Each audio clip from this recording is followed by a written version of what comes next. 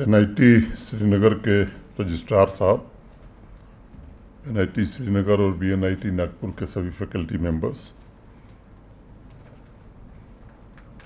और मित्रों, मैं युवा संगम अभियान के तहत महाराष्ट्र के विशेष रूप से सभी युवा डेलीगेट्स का जम्मू कश्मीर के राजभवन में स्वागत करता हूं, अभिनंदन करता हूं।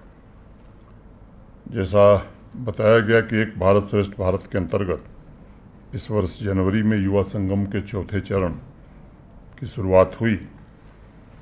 मुख्य रूप से इसका उद्देश्य विभिन्न राज्यों तथा भारत के विभिन्न केंद्र शासित प्रदेशों के युवाओं के बीच आपसी संबंध को मजबूत बनाना और एक दूसरे को समझने का अवसर देना, ये समझ में आता है। मैं समझता हूँ उसी कड़ी में महाराष्ट्र के युवा डेलीगेट्स के जम्मू कश्मीर के इस विज़िट को सफल बनाने के लिए एनआईटी श्रीनगर के फैकल्टी मेंबर्स और वॉलंटियर्स ने कोशिश की है। मैं एनआईटी के अपने साथियों का धन्यवाद करता हूँ। मुझे लगता है कि विभिन्न क्षेत्रों के नागरिकों, विशेष रूप से युवाओं के बीच एक निरंतर और सुव्यवस्थित सांस्कृतिक जुड़ाव किसी भी राष्ट्र के मजबूत निर्माण की नींव तैयार करता है। गत वर्ष जम्मू कश्मीर के कलाकारों का एक डेलीगेशन पुणे गया था और वितस्ता नाम का एक कार्यक्रम हुआ था। एक भारत श्रेष्ठ भारत में जम्मू कश्मीर और तमिलनाडु एक साथ पेयर्ड हैं, तो वितस्ता माने झेलम नदी को कहते हैं। तो ये 4 कार्यक्रम हुए थे। एक कार्यक्रम पुणे में भी हुआ था और वहाँ की समृद्ध सांस्कृतिक परंपरा को समझने का अवसर मिला। वहाँ के नागरिकों को जम्मू कश्मीर की जो सांस्कृतिक परंपरा है, इसे जानने का अवसर मिला। पुणे की एक स्वयंसेवी संस्था है सरहद, संजय नाहर हैं, पता नहीं आप में से कुछ लोग जानते हैं नहीं, वो यहाँ काफ़ी लंबे समय से काम कर रहे हैं और यहाँ के अनेक नौजवान जम्मू कश्मीर और लद्दाख के पुणे में रह कर के शिक्षा ग्रहण कर रहे हैं। पिछले वर्ष अगस्त में मुझे भी पुणे जाने का अवसर मिला था, उन बच्चों से मैं इंटरेक्ट किया था। आप में से जो लोग महाराष्ट्र से आए हैं, मैं मानता हूं कि ये हमारे जम्मू कश्मीर के आप ब्रांड एम्बेसडर हैं और इन दोनों क्षेत्रों के बीच हजारों किलोमीटर की भौगोलिक दूरी के बावजूद सांस्कृतिक और आध्यात्मिक रूप से हमारी बड़ी निकटता है। अगर भक्ति काल की मैं बात करूं, तब से लेकर के और आज तक महाराष्ट्र और जम्मू कश्मीर के संपर्कों में बड़ी गहराई रही है।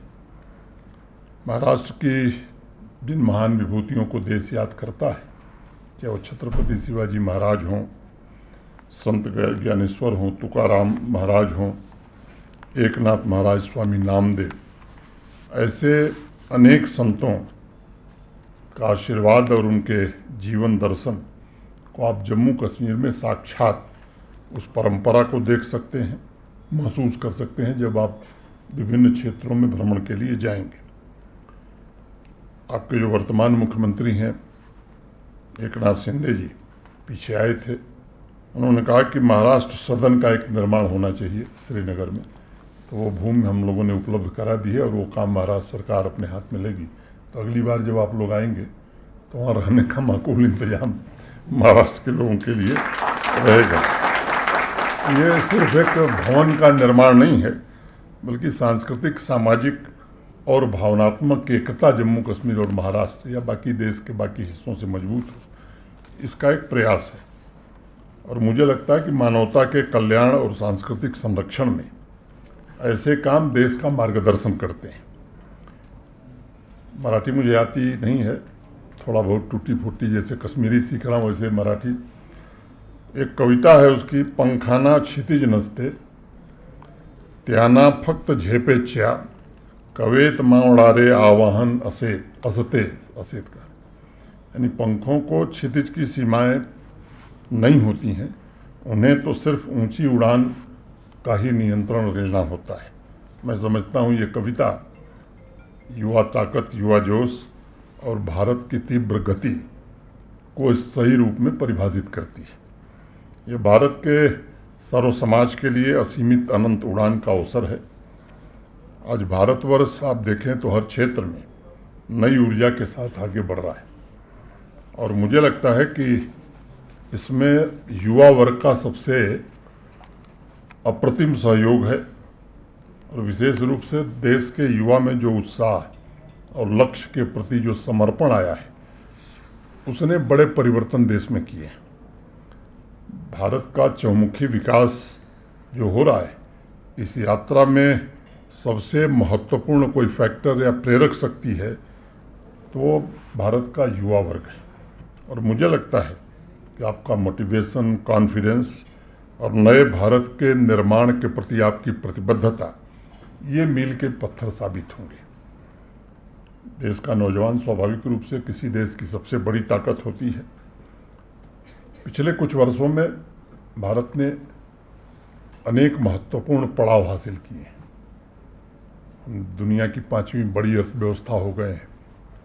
आने वाले 2027 में दुनिया की 3री बड़ी अर्थव्यवस्था हम होने जा रहे हैं। ये सब संभव हो सका है देश के सभी लोगों की इच्छा शक्ति के कारण और मुझे लगता है कि जो लक्ष्य देश ने तय किया है कि जब आज़ादी का शताब्दी वर्ष हम मनाएंगे 2047 में तो एक विकसित भारत के नाते जो हमारी पहचान थी पूरी दुनिया में वैसा भारत लोग बनाना चाहते हैं, भारत के लोग बनाना चाहते हैं। ये सच है कि उस समय हमारे जैसे लोग नहीं होंगे, आप उस समय अपने कैरियर के पीक पर होंगे, तो मुझे लगता है कि आपकी जिम्मेदारी इसमें ज़्यादा है।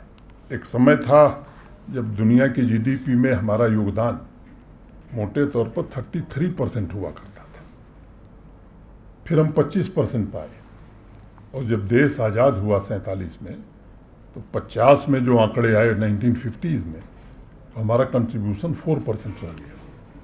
अभी 2023 में इंटरनेशनल मॉनेटरी फंड की ओर से जो आंकड़े दिए गए हैं अब हमारा कंट्रीब्यूशन 15% है। अब ये यात्रा हमारी 15% से 33% ले जाना, इसका दायित्व आपके कंधों पर है। दुनिया में जितने बड़े आविष्कार हुए मैं समझता हूँ पढ़ाई लिखाई के कारण नहीं हुए। जितना नाम आप ले लीजिए, वो न्यूटन वो भी हाथों के प्रयोग से ही हुआ, कोई बहुत पढ़े लिखे आदमी नहीं थे। आइंस्टाइन जरूर फिजिक्स में पीएचडी किए थे, लेकिन फिजिक्स में पीएचडी के कारण उन्होंने थियरी ऑफ रिलेटिविटी का आविष्कार नहीं किया। कई लोग आज भी मैंने जो पढ़ाते हैं उनको भी पता नहीं कि जल्दी समझ नहीं। तो वो संयोग था कि एमएससी किए, पीएचडी कर रहे थे, उनके पिताजी एक इलेक्ट्रोमैग्नेटिक शॉप चलाते थे, बीमार हो गए, घर का खर्चा नहीं चलता था, तो मजबूरी में वो दुकान पर बैठने लगे और वहाँ जा कर के जो उन्होंने सीखा मैं समझता हूँ उसके कारण दुनिया को पहला ऑटोमेटिक कैमरा मिला, ऑटोमेटिक फ्रिज मिला, थियरी ऑफ रिलेटिविटी मिली। तो मुझे लगता है कि उस दिशा में और जो नेशनल एजुकेशन पॉलिसी है हमें बहुत फ्रीडम देती है, लेकिन जो सबसे बड़ा ब्लॉकेड है वो माइंडसेट है। जिनको अभ्यास है ब्लैक बोर्ड पर पढ़ाने का वो समझते हैं कि उसी से सब कुछ बदल जाएगा, जबकि मुझे लगता है उससे कुछ बदलता नहीं। हैंड्स ऑन मैंने कैसे हाथ का प्रयोग करके काम को आगे बढ़ावें, प्रोजेक्ट बेस्ड लर्निंग, और वो भी अकेले नहीं और हम एक ही दिन में पूरी दुनिया बदल देंगे ये भाव से नहीं, 4 लोग 5 लोग मिलकर के समाज की छोटी समस्याओं का कैसे हम समाधान दे सकते हैं, इस दिशा में अगर हम सोचेंगे तो निश्चित रूप से ये लक्ष्य कोई बड़ा लक्ष्य नहीं है और एक नई क्रांति इस देश में पैदा हो सकती है। हर युवा एक यूनिक है, उसके पास कुछ न कुछ ऐसा टैलेंट है जो समाज में किसी दूसरे के पास नहीं है। अब इन सभी युवाओं को अपने यूनिकनेस की पहचान कराना ये बड़ी भारी जिम्मेदारी है और यूनिकनेस की पहचान हो जाने से ही नहीं होगा, उसके लिए परिश्रम करना होगा, तब हम सफलता के शीर्ष पर पहुंचेंगे और अपने और समाज के और देश के सपनों को साकार कर सकेंगे। मेरा यह भी मानना है कि विकसित भारत के निर्माण के लिए हर क्षेत्र में युवाओं को एकजुट होकर काम करना होगा और इस अमृत कालखंड में नए सपनों और नए अवसरों का कालखंड इसे मैं मानता हूँ। मेरा आप सबसे आग्रह होगा कि नए लक्ष्य, नए पथ को आप स्वयं तय करें और पूरे साहस के साथ उस पर आगे बढ़ें, क्योंकि जो साहस नहीं करेगा, इस डर से हम आगे न जाए कि फिर ल्योर हो जाएगा, मैं समझता हूँ ये ठीक नहीं है। जो लोग असफलता 10 बार पाते हैं वही बड़ी सफलता पाते हैं। मुझे विश्वास है कि युवा संगम का यह जो विजिट है आप सबको टूरिज़्म, यहाँ की परंपरा, प्रगति, परस्पर संपर्क, टेक्नोलॉजी जैसे अनेक क्षेत्रों में बहुआयामी एक्सपोजर देगा। और अंत में मैं 2 लाइन कह के अपनी बात ख़त्म करूँगा।